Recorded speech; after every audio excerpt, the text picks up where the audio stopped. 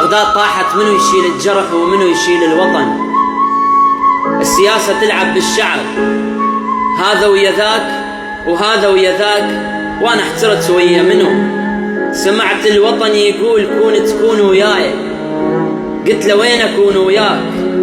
الطوائف تتحكم بيك وكل واحد عامل بيها شيخ واتباع مسلحين، وما عندهم لا غيرة ولا شرف.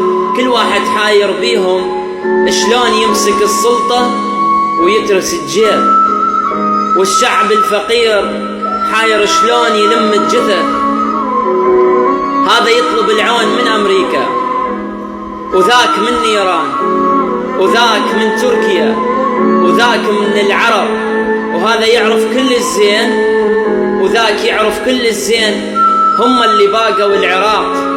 بس أريد أقول لك لا تكونوا ويا هذا ولا ويا ذاك، كونوا ويا الوطن والبلاد. أكيد